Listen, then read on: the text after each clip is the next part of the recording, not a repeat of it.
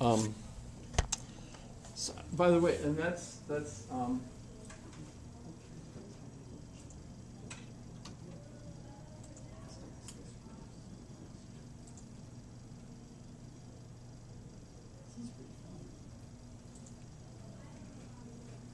so this, I mentioned Steven Pinker the other day and his new book, Enlightenment Now. I'm thinking I'm going to write my paper about it. We share a birthday. Oh, no kidding. That's pretty cool. I'm jealous of his hair. But that's the curl. When I have long hair like that, it just goes, kind of. But, so this is David Brooks, who I also like. By the way, David Brooks points out at the end of this that the DNA testing that, everybody's getting, not everybody, but turns out that he's a third cousin of him. So that's another reason he likes him. So that's kind of fun. But, so this week, I asked a group of students at the University of Chicago a question I'm asking students around the country. Who are your heroes? Didn't I ask who was Faust? Who was our contemporary Faust? Was that a different class? I don't think you asked us that. But that's kind of the same, well, not really the same question, but in a way similar. But who are your heroes? There's always a long pause after I ask, but eventually one of the students suggested Steven Pinker. Another chimed in Jonathan Haidt. There was a general nodding around the table. That was interesting. Both men are psychology professors at Harvard and NYU who bravely stand against what can be the smothering orthodoxy that inhibits thought on campus, but not from the familiar conservative position.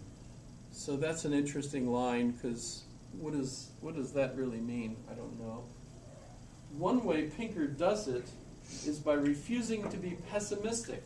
There is a mood across America, but especially on campus, that in order to show how aware of social injustice you are, you have to go around in a perpetual state of indignation, negativity, and righteous rage. Pinker refuses to do this. In his new book, Enlightenment Now, he argues that this pose is dishonest toward the facts. For example, we're all aware of the gloomy statistics around wage stagnation and income equality, but Pinker contends that we should not be nostalgic for the economy of the 1950s, when jobs were plentiful and unions strong.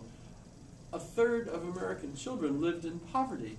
60% of seniors had incomes below $1,000 a year. Only half the population had any savings in the bank at all. Between 1979 and 2014, meanwhile, the percentage of poor Americans dropped to 20% from 24%. The percentage of lower middle class Americans dropped to 17 from 24. The percentage of Americans who were upper middle class, earning $100,000 to $350,000, shot upward to 30% from 13%. There's a fair bit of social mobility. Half of all Americans wind up in the top 10% of earners at least one point in their career. 1 in 9 spends some time in the top 1%. Poverty has been transformed by falling prices and government support.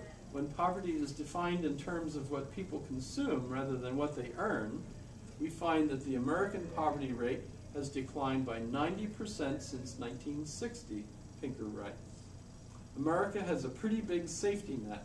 Our numbers look bad because so much of our healthcare spending is funneled through employers. But when you add this private social spending to state social spending, America has the second highest level of such spending of the 35 nations in the Organization for Economic Cooperation and Development, after France. Pinker has data like this in sphere after sphere, marking the progress we've made in health, the environment, safety, knowledge, and overall happiness. So is he right that society is in much better shape than we're allowing? So he's going to go on then to critique it a little bit. But his critique is mostly on the side of our social interrelationships.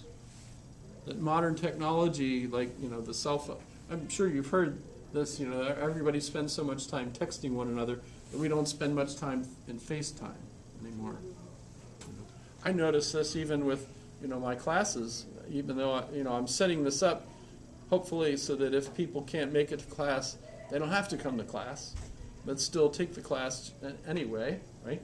And in fact, notice that there are a lot of people that aren't here that are still, I know, in the class. Hence, I have this marvelous little device, which I'm sorry I'm doing such a terrible job with. However, that's the idea, right?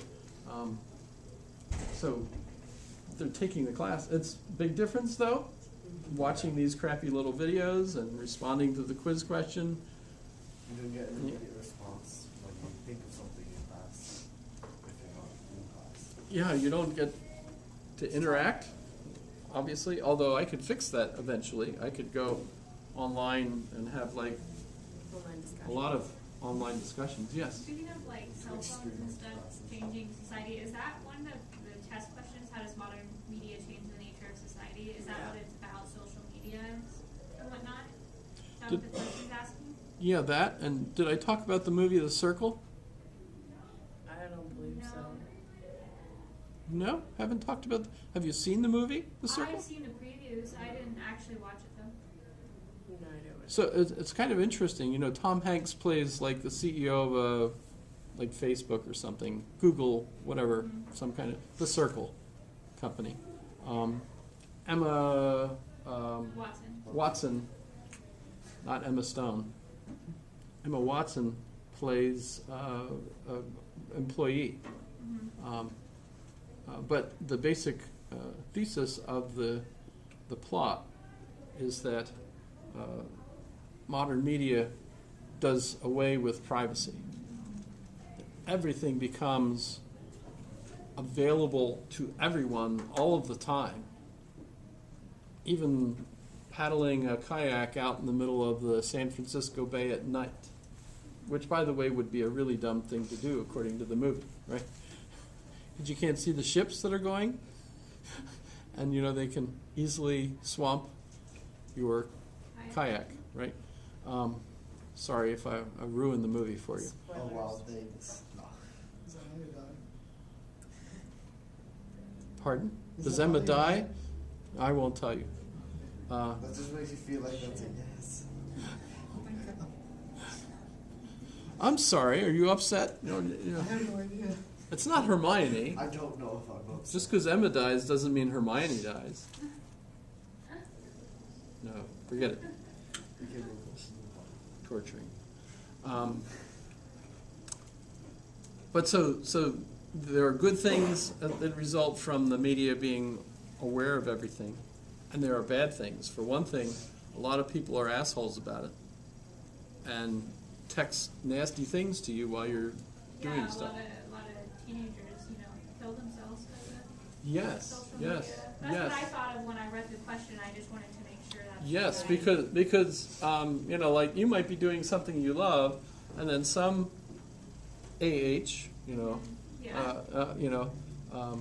will point out You're shitty at that. or something, Yay, thanks. I'm in an online class and we have to do discussion boards, and I hate those. I know, I wrote something about it, and this one girl kind of ripped me apart about it, and I was like, okay, but I just realized, like, if that was, like, times 100, I don't even know, because I thought about her comment for a long time. And there was a bunch of nice ones, too, but I saw hers, and it stuck in my mind for so long. Yeah, it's ridiculous. I feel like, especially with like discussion boards like that, we should be building each other up and trying to get each other good grades. Like, if we're in an online class like that, I hate those kinds of people. I don't. And they're so negative. Maybe Rip Me Apart was bad, but she just was like, this goes against like everything we've learned in the lecture, and like and it's like opinion based. Everything. Like, what's happening? Yeah. She sounds like a very miserable person. Yeah, I don't know. So I just can't imagine reading hateful comments like times 1,000, because it would really. I had that happen to me last semester. Like, it was just hilarious. Like, they got me laughing. Yeah. Well, there's different ways to deal with some people laugh and some people cry. Like you gotta. That's Yeah. one of the things. Yeah. about I life. irritate I know, people our because sensitivities are different, everyone. even in like miserable circumstances, I tend to tell jokes. I think humor is like a stress release. I laugh when I'm nervous. I do that same thing, and people are like, "Why are you?" No, why are you laughing? Yeah. My little brother laughs when he's in pain. Okay, that's weird. So Well, you can. Oh, really? However, This is Laughing is just slightly off appropriate. from the topic, but I mean, it's still about like online activity, but we have like, because of smartphones, we do have more access to knowledge. Do you think that's either like put the importance of knowledge even more, or has it taken it down a little bit?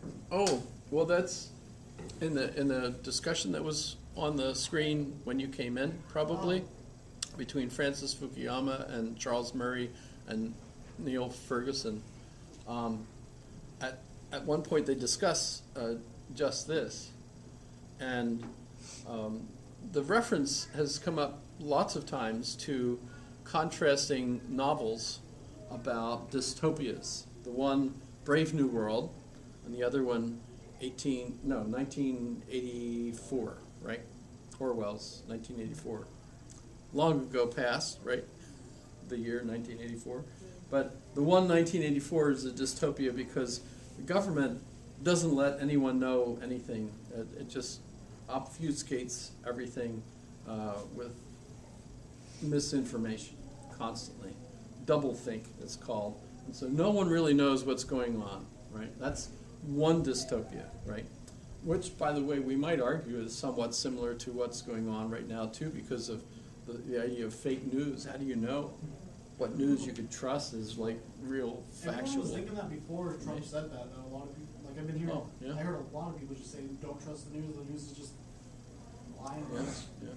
But then the other one, Brave New World, presents a situation where everyone can know everything, so you've got access to all this information. Does it elevate that information and make it so that everyone gets more and more knowledge, or decreases it? And it seems like what's happening is, while you've got everything available to you, how much time do you spend? And there's been like there's been like huge splits over the simplest of things, and no one wants to really get their facts straight. Like, but over the internet, it's just like you have one side. You're either one side or the other. Mm-hmm, mm-hmm. It's, What was your comment? When you brought up the whole dystopian thing, in my writing in the humanities class that I'm taking this semester, has anyone watched Black Mirror? Yeah, okay. Do you guys remember the episode Nosedive? Because we were told to watch that, and it was basically a dystopia of like, basically maybe 2 steps closer to a world where social media was reality. And like everyone was rating each other and stuff, and if you got a rating below like 1, you went to jail. It was ridiculously vivid. That's kind of interesting. So, yeah. Yeah, So- in The Circle, the one character doesn't want to participate, and everyone gets so curious about him because he doesn't, that they end up basically hounding him to death. Is that what you're doing up there? What is it? I know they're like playing music like earlier. I was like, well, That's not music. I know that's not music now. But it's definitely not drums. That's There are elephants in that gladiatorial room? combat. But now, so Steven Pinker basically gives us this optimistic book, which, by the way, it's kind of interesting. At one point that I've read so far, I'm in 100-something of the 100-something of the book. But he talks about how the globalization and the way the economy has changed, it has raised the life of people like in China and India significantly, but it has lowered the quality of life for individuals that are in the United States in the lower middle class, which of course were the ones that ended up voting for Trump, statistically, right? Right. So those folks feel like they're losing, and they are, right? Because they're less able to compete with the folks in China and India and elsewhere who basically will do the same jobs for less, but that raises their quality of life, right? And lowers the quality of life. If you lose your job, you don't have a job, and you're living in Tennessee, then now your quality of life is decreased, right? So those folks lose, but and he points out, this is Steven Pinker. He says, so if you're a politician in that area, you can't say it's actually best that this has happened, because of course the voters are not going to vote for you if you say that. But, and then he goes on to say, it is. So in other words, he's happy that those individuals in the United States are making less money because they've lost their jobs. But as a result of that, the overall world population is doing much better because it's raised the profits for, they're not making as much as you would have if you had the same job in Tennessee, but the thing is, that's actually raised their quality of life in India, which, by the way, I was like cruising around with my Oculus Rift in Sri Lanka the other night, and Mumbai, however you say it, and another couple of towns, and I'm looking around, and you know what? I'm convinced I never want to go there. Horrible looking, slum-like places, etc. But you know what? They're actually thriving. I mean, they're happier because their lives are improving. It's nowhere near as wonderful as our lives because of how many people are there and all sorts of cultural reasons, etc. And including, by the way, getting back to the issue of women's rights, the lives of women.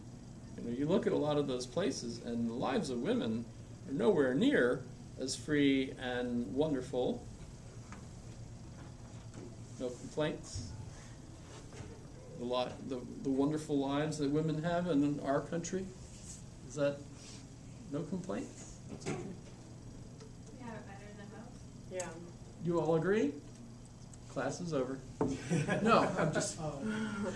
If I don't have to argue the point, well, gee, what do we have to argue about? I mean, that's. Well, why was it a problem in the first place? That's what I want to know. In Just general? yeah, like where did it stem from? Well, when did I ask you this? When did the amendment pass? 1920, official. 1920. 1919 is the 19th Amendment. So we did talk about that. Yes, we did. So that was how many years ago? 1920. Wow. So 80, 98 years ago. So in next year, we'll be I think we'll be celebrating the amendment, and clearly by 2020 we'll have to have like the 100th anniversary of its passing. We never did answer when did blacks get the vote? I think we did, but it was before. It was like 18 something, I thought. The end of the 1800s or 1920. Really? That's the 19th Amendment too? No, that's women. Oh. Where's the man? That's what I thought. It didn't even actually say.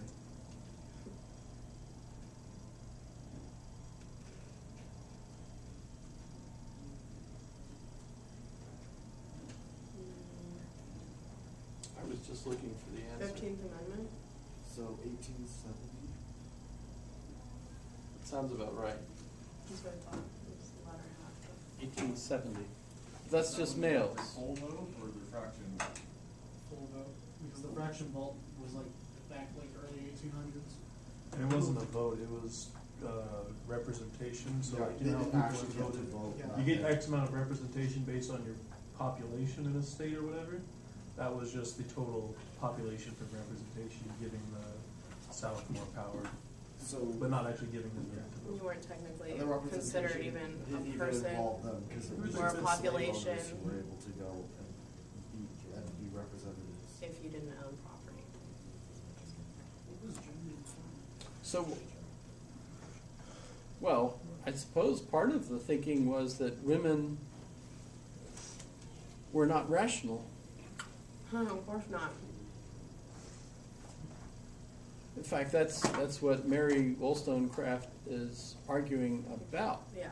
is the belief that women were basically emotional and not rational, whereas men were rational. Well, where did that stem from? Ha! Aristotle, I suppose. Oh, come on, I liked Probably. him. Those people don't know. And you ruined him. God damn it. Well, I mean, Aristotle really does seem to think that men and women are significantly different. And when he's talking about, education and everything, he's not talking really about women. He's talking about men. But the Western European culture accepted that all the way up. I remember C.S. Lewis. Remember C.S. Lewis met Joy, right? Helen, her name was, she went by Joy, right?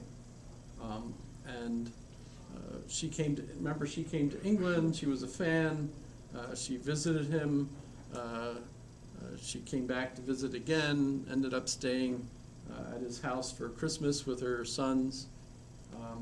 Eventually, she asked him to marry her so that she could have a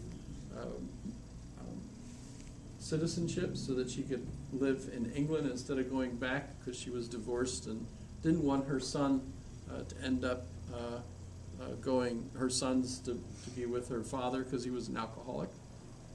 And so C.S. Lewis married her so that she could stay in England, but eventually ended up falling in love with her, and they ended up getting really married for like a couple of years before she died of cancer. But so while she was there and visiting faculty at the campus, one of the faculty dinners, she was introduced to J.R.R. Tolkien, right? And while they were discussing things, Tolkien basically said that he thought of women as having soul, while men have intellect. Well, that Okay. must have gone over pretty well. Well, as I recall, she basically says, "Are you being stupid?" Or, Yeah. how did it go? It was probably, so she probably turned it around somehow. If he has intellect, then why is he even stating that?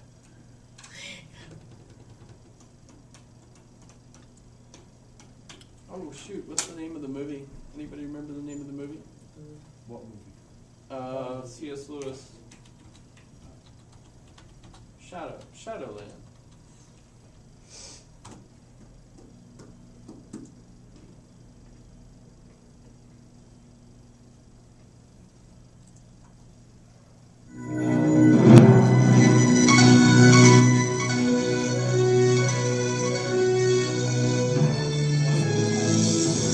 Yeah.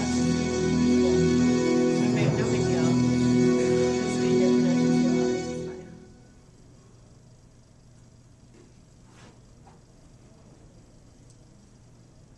I'm looking for that specific spot.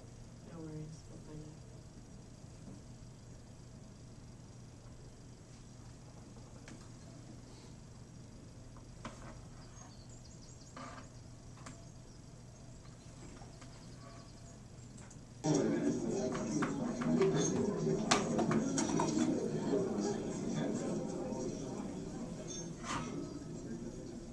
Good evening.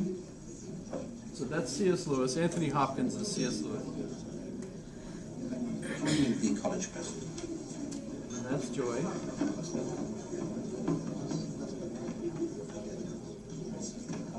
That's his brother Warnie. She wrote to him. So this character is J.R.R. Tolkien. And the movie has his name is Christopher, but that's really who he is. Mrs. Gresham? Oh, yeah, it's my first. But I was wanting to come for a long time. What brings you to England, Mrs. Gresham? I'm working on a book, so I was hoping to find a publisher over here. Ah, Christopher, there you are. Yes, So here we go. Here I am. Yes, here I am. Please let me introduce you to Mrs. Joy Gresham, Professor Christopher Riley. Professor Riley. How do you do? Pleasure. What success have you had with your book? Oh, well, to be honest, it's not ready to be seen yet. Oh, you mustn't let that stop you, Mrs. Gresham. It doesn't stop Jack. I'm sorry? C.S. Lewis's name was Jack. From the United States of America. Yes, I am. Then perhaps you can satisfy my curiosity on a related matter. I had always understood Americans to be hard-riding, tough-talking, no-nonsense sort of people. Yet Jack tells me his children's stories sell very well there. Who can be buying them? Well, Professor Riley, we're not all cowboys, you know. Have you read any of Jack's children's books? Jack has read extracts aloud to me. It is one of his tests of friendship.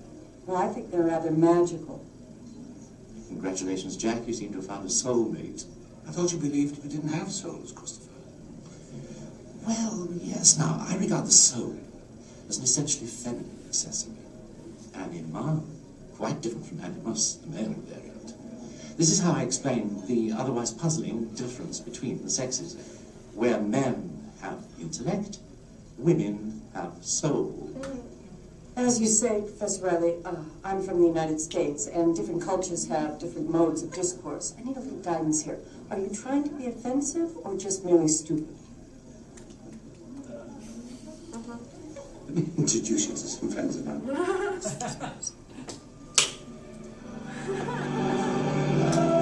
That's Just- awesome. Just thought you'd get a kick out of. So, that's let's see, when would that have been? About 62, maybe? No, 60, because he actually married her and lived with her for 2 years. Then she died, and he lived for 2 years after that at the age of 64, and he died on the same day that JFK died. So that would make it, what, 1960 roughly. So that's at Oxford. So that's, the J.R.R. Tolkien, basically. Obviously it was funny. And this is a movie. So actually I have no clue if this actually happened exactly as is depicted. But it's based on the book by C.S. Lewis, so my guess is it was pretty close to what actually happened. And one of the reasons he fell in love with her because she was different. But she was able to stand up for herself in a world of men. well, in my syllabus, notice I posted a video that I thought you might find interesting. Did any of you get to watch it?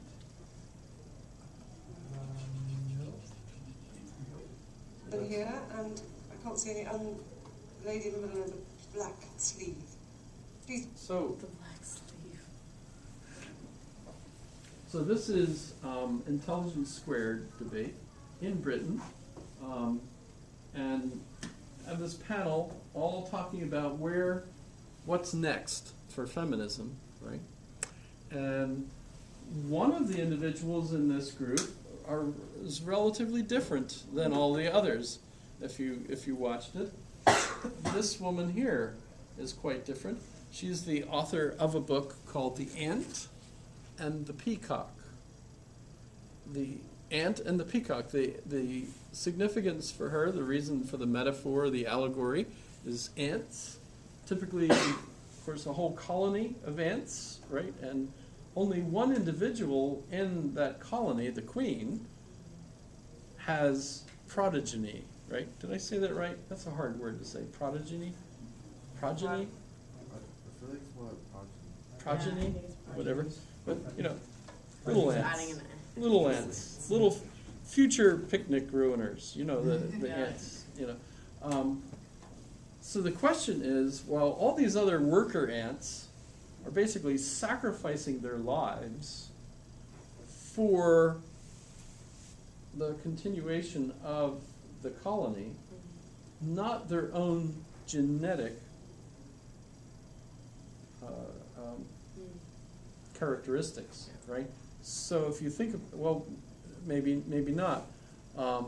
The problem comes back to Richard Dawkins' book, The Selfish Gene.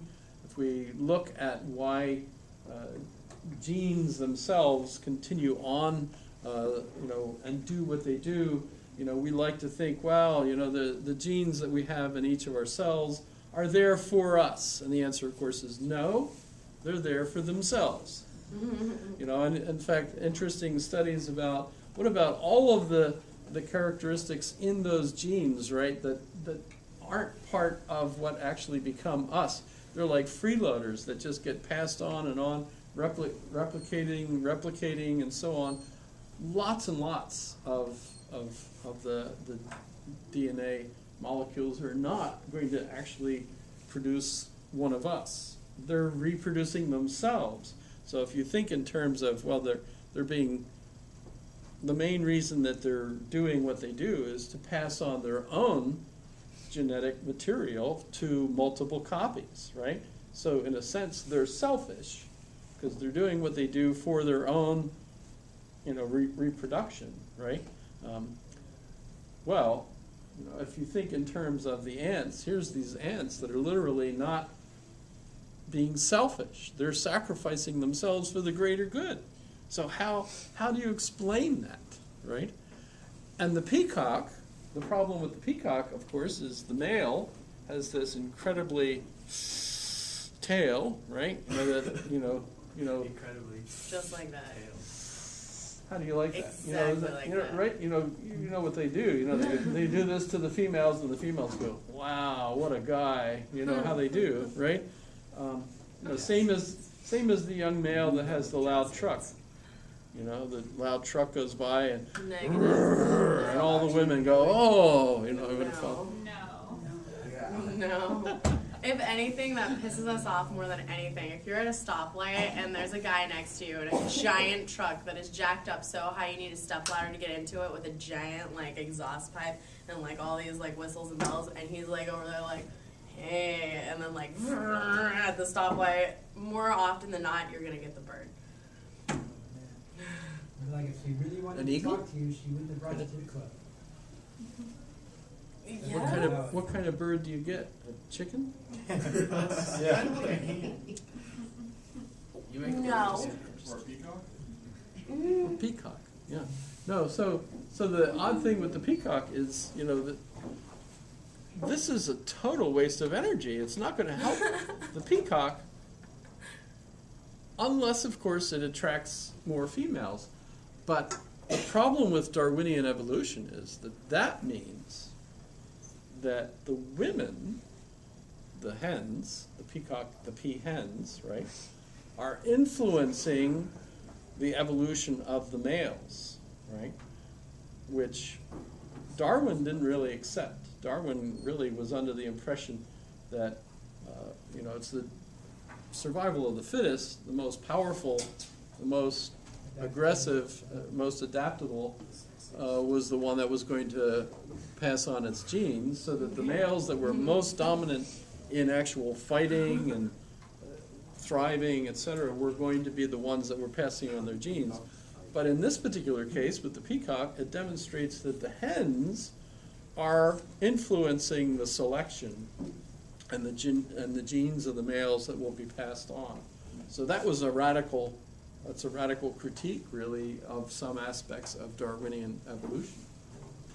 But when you put those two things together, you're looking at an argument that the females are not just passive receptors of the dominant male's procreational abilities, right?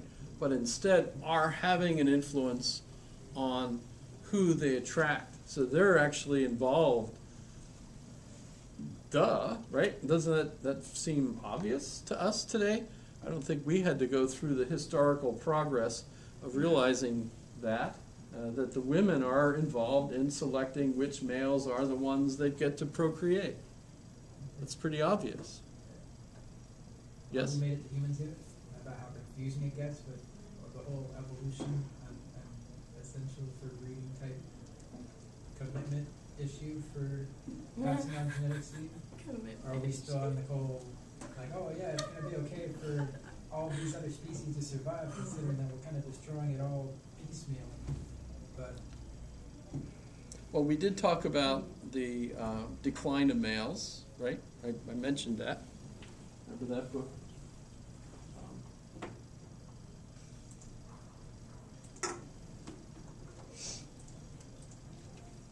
we did get into the average breeding age is up to about 27, 28, instead of 19, 20, 21 that it was 2 decades ago. Yeah, that would be sketchy. I don't know how people did it like that. I mentioned this, right? The decline of males. Yeah. Wait, what is it about? Like, just there's less men in ratio than women? Or is it rather like the idea of masculinity is changing? Or Yeah, you brought that up. Yeah. Well, part of it is that technologies have been created to control women's cycles, the pill, and other technologies, and that's also helped change our society. And it's not just the pill that's done that, but there's lots of other complex aspects of our modern society that have decreased the amount of marriages and so on. In fact, there was a book I saw the blurb for just the other day that's anti-marriage. Why marriage should go away. It's bad. It continues. Yes. I think that's a little radical. However, our tax structure really kind of destroys that whole theory, right? I mean, we have 20% of our population that survives off of having large families, and $2,000 to $7,000 back in tax breaks. What? That's like the moderately socialist way to look at surviving in today's lower middle class, especially when you're talking about higher population. They're still highly in poverty. Like the poverty line, according to the federal government, is $14,492 or something like that. I mean, you cannot for what? For one person. That's the poverty level. That's the income for one person. It's the federal poverty level. Okay. And how much would children add up to that? In Sorry, I'm not like.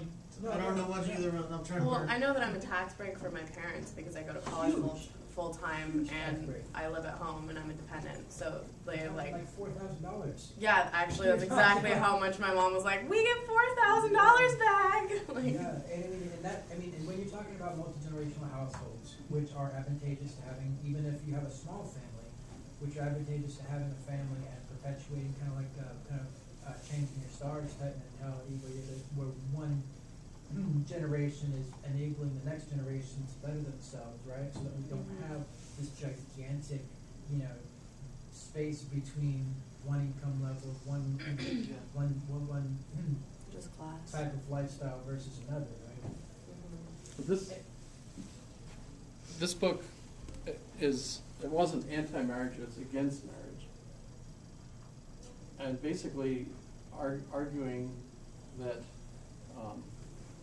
I just read the blurb, the book review of it, and arguing that the institution of marriage overall is bad for women, and it's unequal, and should be done away with.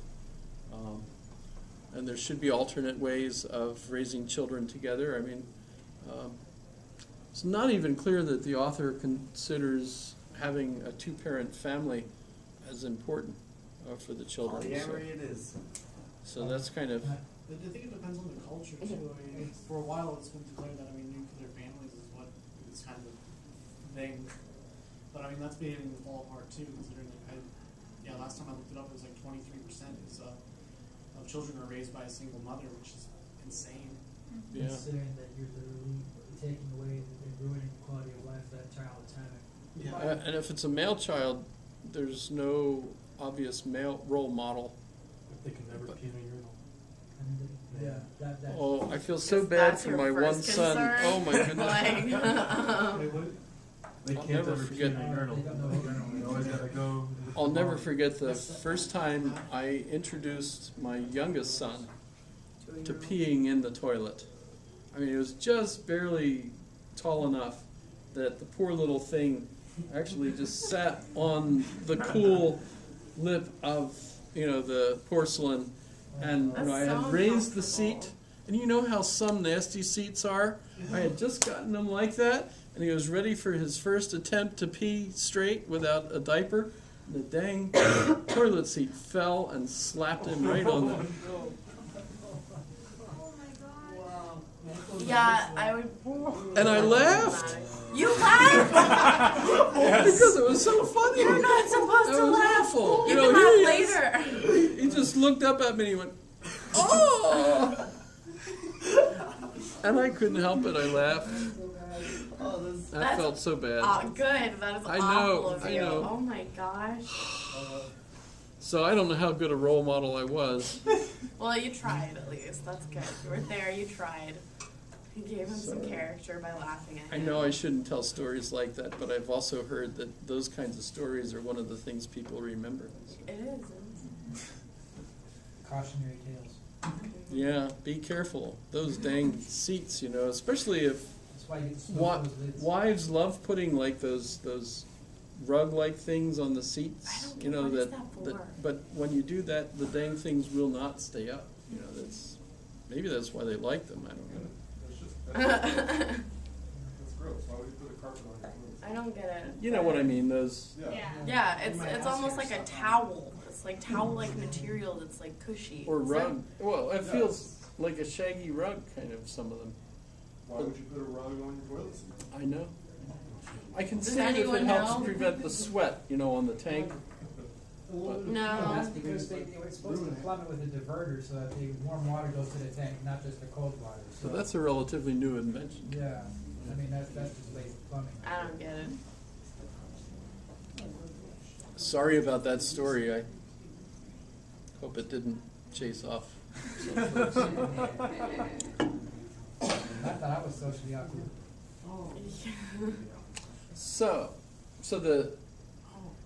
So the interesting thing is marriage is declining, and if marriage is declining, seems like we just need women. We don't need men. Awkward. Actually, a lot more would probably be done. And most people concerned with the game that they have to play, it's psychologically damaging because you never know where you stand and everybody's pulling you in one direction or another because you have so many other concerns. Being a woman, I'm not one, but it's what I hear, and you have the ability to keep life simple. Well, as long as they have Wait, as a a woman? sufficient No. income. Because I So think easy to plead ignorance, right? the main reason that women choose the men that they do for procreation is primarily because of their economic subsistence, right? So that they're... Yes? That's really comforting. It's not necessarily, no, That's Yeah. one way to put it. not blatant gold diggery, but it's more like it's the you make me feel security. It's not just financial security. Well, Emotional if we stability. think in terms of... I'd rather be with a guy that treated me, wasn't, Yeah. crazy, exactly. that's gonna like beat me and stuff, and like, I'd much prefer that over like Oh, a guy that actually, you has a should have fat it backwards, wallet. right? The most attractive are the perfect 10, right? But what is that? Just solid But seven. what We is have that? 9, 8, 7, 6, 5, 4, No, 3. he was doing like a list of 1, 2, 3, 4, 5, and then he realized there should be 10. Yeah, Like, because okay. you have the man. Oh well, I'll put the female over here, so woman over here, and Whoa. man over here, right? Okay. So this is the absolute best human being on the face of the earth. Are you talking about like look-wise? Or like Oh, just everything, Oh, every okay. characteristic. So not just like elite. That's the highest average. in the sense of, you know, they're the Elon smartest, Musk. but they're also the most attractive. You see, the thing is that that's based off of. Who goes there? That's a bias. Stephanie? Me? You. Yeah. Okay. Wow, you No. are I'm the manliest not- woman I have ever seen in my life. Wow, I Right. feel judged. Who goes I'm there? just- 2018. Who would you put there? Okay, I'm sorry. Who would you put there? I don't know. That is a question for the Oprah. You wanna start asking us for our crushes then? Do you wanna? I mean, well, you know, she's attractive, middle-aged young lady that's done great, comes from nothing, appreciates everything. Michelle Obama fits. You have that one lady that married that new Oh. prince, right, from Britain? She was on Suits for the longest time, if we're gonna go with famous folks, right? She's a lawyer. She's crazy. So we want Michelle Obama. Ellen. Ellen's got it. Ellen Yeah. DeGeneres? Yes. I mean, the problem is you can't really make babies with Ellen. Well, Somehow they did. Ellen doesn't have kids. Did she I adopt? thought she and her No, partner have a child. They decided against it. They don't have. Oh, really? They have. She has a niece. Sorry, just a huge Ellen fan. I thought they were thinking of, but They were. She said it on her show that they decided against. They use like having a surrogate, like sperm donor. Is that what? No, but actually she can't really be in the top because Tina Fey. theoretically, Tina Fey? J-Lo? theoretically, men, you know, you've got 10, 9, 8, etc. over here, and Obama, even if we put Obama over here as a perfect 10, right? Males tend to marry up. Males do? Yes. Up in what direction? So, And how far? or is it males marry up or women marry up? You familiar Women with marry the up. late I thought it 90s, was the men Southern Band? married up. You I know, I feel thought like it was. men marry up. men I just marry like up. that better because that makes it feel more No, I confident. feel Like like an it. age? I feel like Men it- marry up. Or just Men marry up. Overall I think status. that's what I've heard at least. I don't know Do about. you want me to Google Well, it? but yeah, who marries up? But you Women? always hear those stories where it's like women Taboo always for women. marry Guys, it's supposed, it's expected. the that's better why. man. Yeah. That's why you have Bill Gotti talking about, you know, pay a bill. Like the 30-year. The real Donald Trump. What? Oh dear. Wait, is that like the first? As far as boosts men who marry up, study says. Men are now more likely than women to marry up at University of Kansas So City. they're arguing that it's about the same. Men are now marrying up more than Well, it women. seems to be Near the Daily more Times. men marry So up. that's So men are marrying up now. Maybe Yeah. back in the Right. day, Right? Yeah. women were like, "Oh, I But need so- myself so a if husband." you're- Couldn't do if anything you're- back in the day. Well, if that you're a kind of male- stuff, folks. Yes, The scales And just you're a stops at 1. you're one. That's Like- sad. Like Cry. Indian steak sauce or what? No one wants to marry this guy. That's really sad. Is that right? Yeah, I guess. I hate saying it, but yeah. Well, I mean, if he was objectively, an he's alcoholic, entirely homeless, inferior to any other and just a possible jerk, partner, is then what yeah, I'm of saying. course he's a Is one. that impossible? he pulls pity. You got, his pity hand Well, is strong. what if he's just a complete asshole, so he doesn't even deserve that pity? Well, we don't You need Yeah, don't what need if to pity. what if he's a homeless Just alcoholic one man that like no one talks to and doesn't even know because he's just that awful? Or a serial And killer. young enough that he's in the market, so- The scary thing about serial killers is they're actually they come off really charming and then they kill their wives and What a nice guys. Don't Which be a cereal do killer. they kill? Special K, Cheerios, Frost many weeks. Kashi. How is the Kashi, man? Kill oatmeal. Very fun. Fruit Loops, I was thinking. Fruit Loops. Oatmeal's not cereal. Yeah. Sorry, that's a That serious. was pretty that rough. was- That was Well, so It wasn't your brightest moment.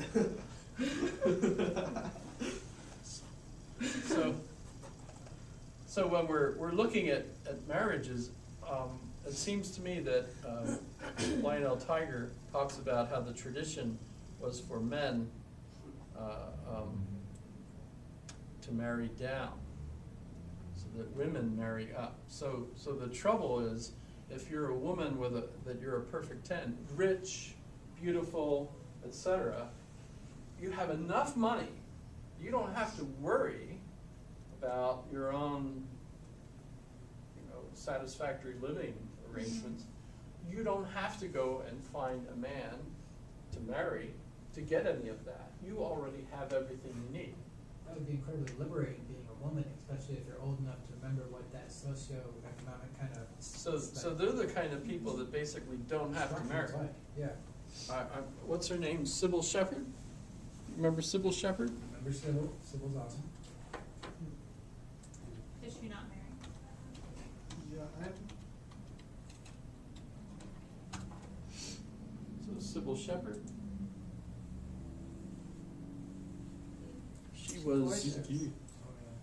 She was a, oh gosh, I guess they have to read.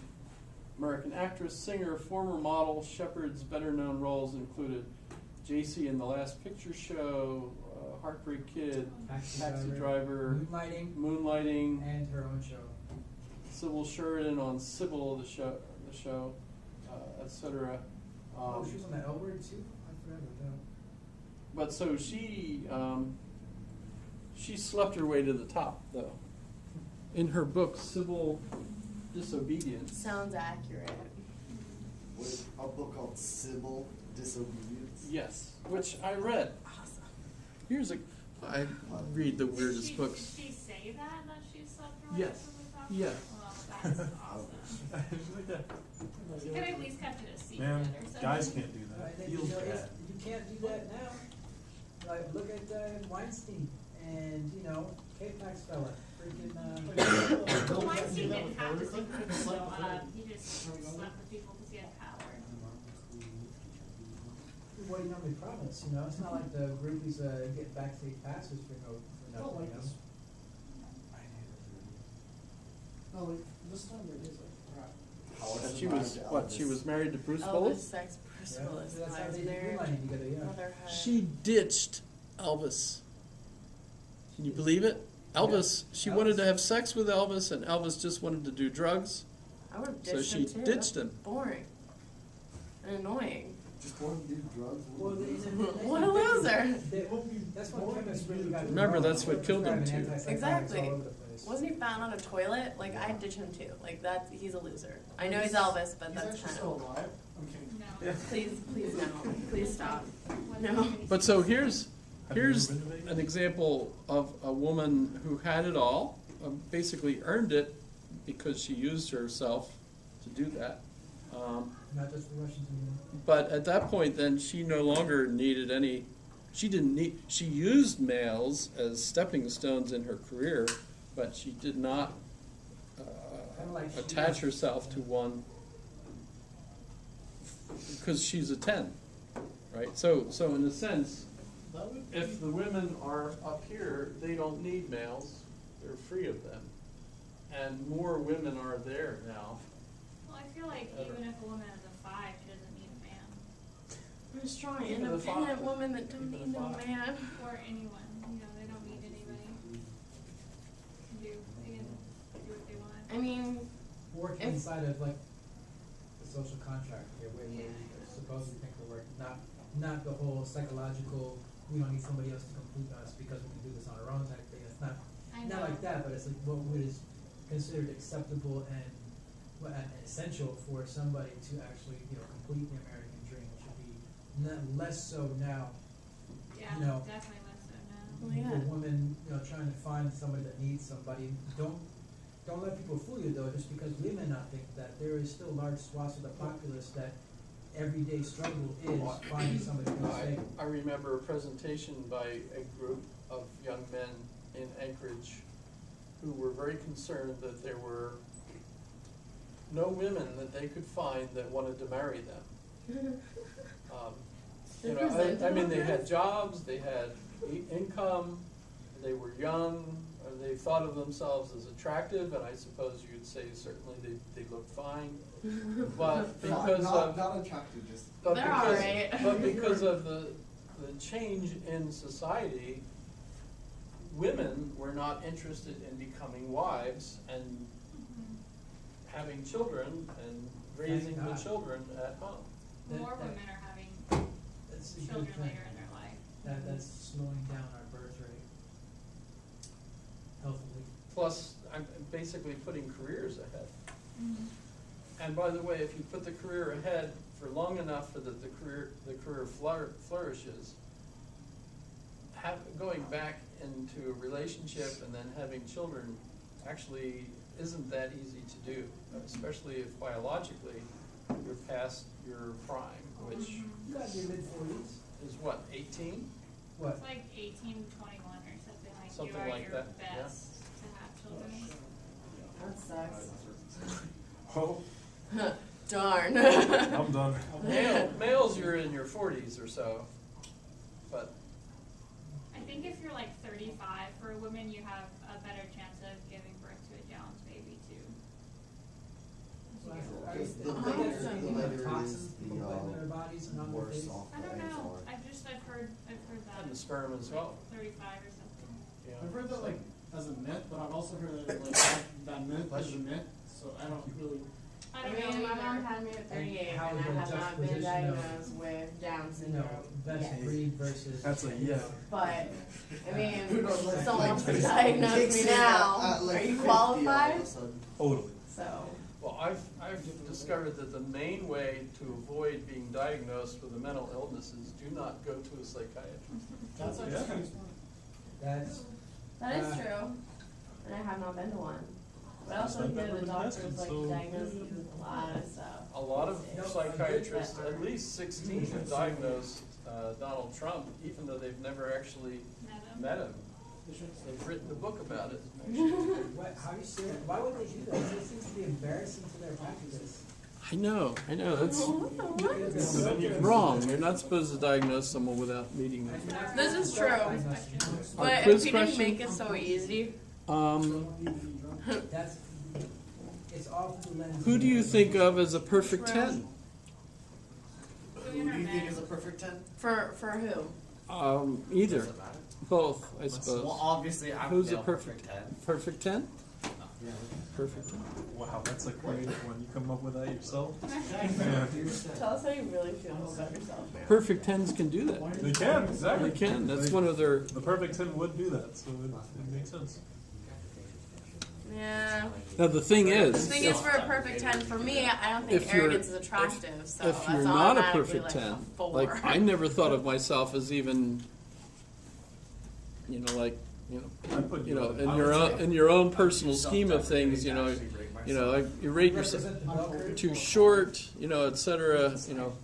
But so typically, what happens if you're looking for a successful relationship, what you need to do is find someone roughly around your area,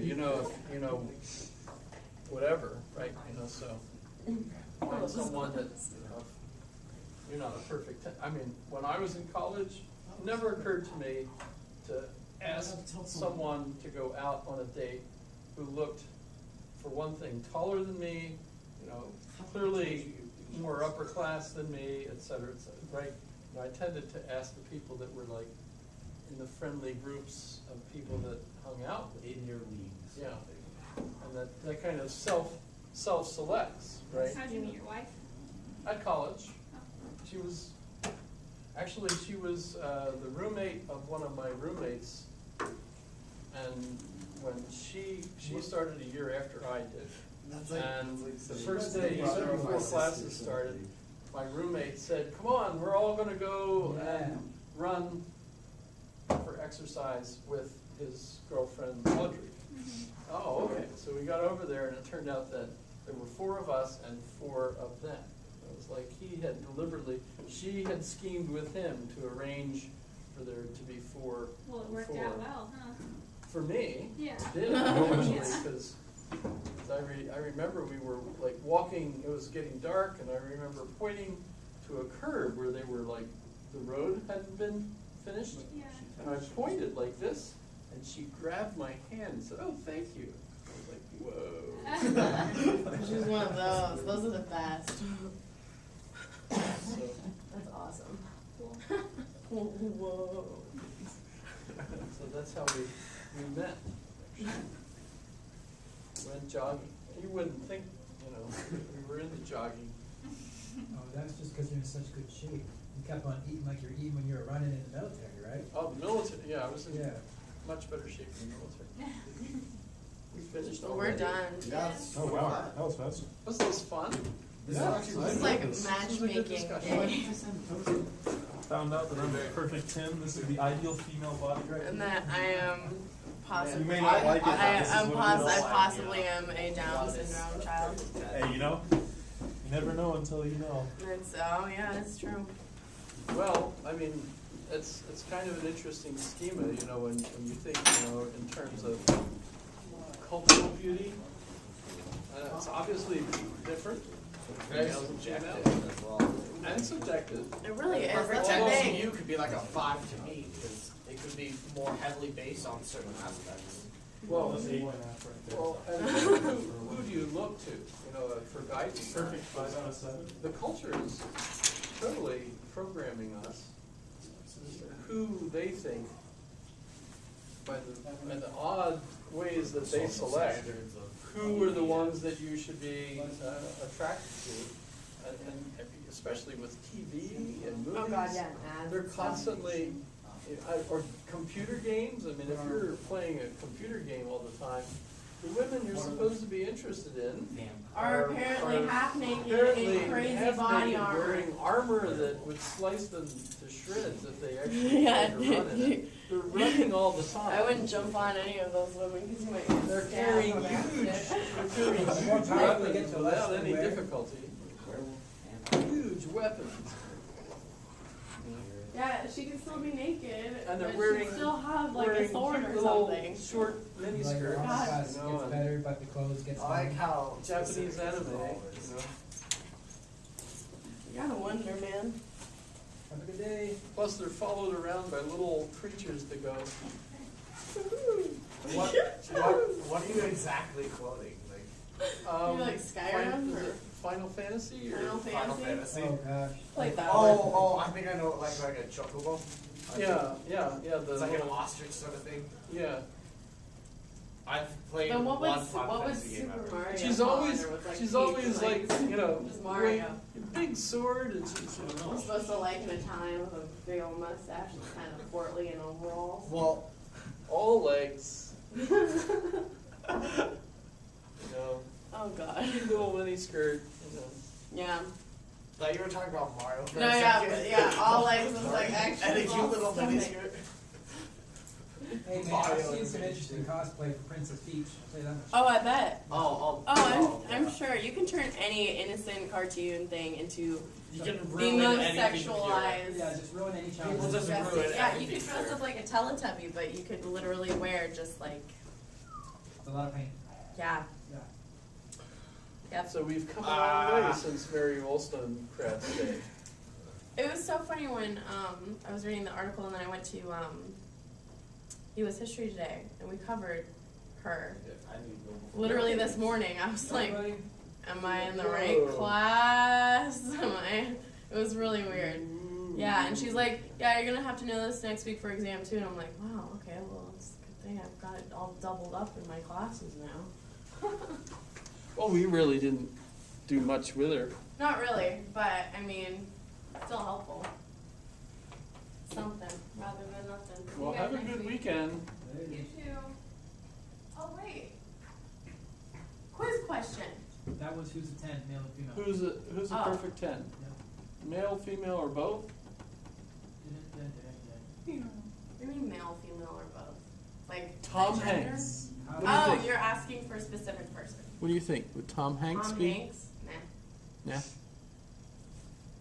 I don't know. I'm not really one of those people that gets thrilled by the way people look or the way they like put on like a show or whatever. I'm definitely one of those people that's like, yeah, if you're attractive, that's a plus. But if you're a nice human, Right. that's where I'm at. So. Well, yeah. The latest I read, it You're not a tends nice to be human. tends to be important for both that the person be attractive, but it's Yeah. more important for men rating women Yeah. than it is for women rating men. It's very true. It's Because the personality is more important for the for the woman. women. Yeah. And are they going to be a good provider? Will they stick around? Will they help with the children? Do Yeah, they like that's children? a big one. Just like commitment and like reliability. Or are they just going to sit on the couch and demand that keep the chips and dip and the beer coming? Yeah, I was gonna say, where's my beer, honey? And I spilled some chips over there, backing it up. Yeah. Where's my sandwich? Yeah. Screw that. Thank you for having me, sandwich. I will. Bye-bye. Our class seemed to be enthusiastic today.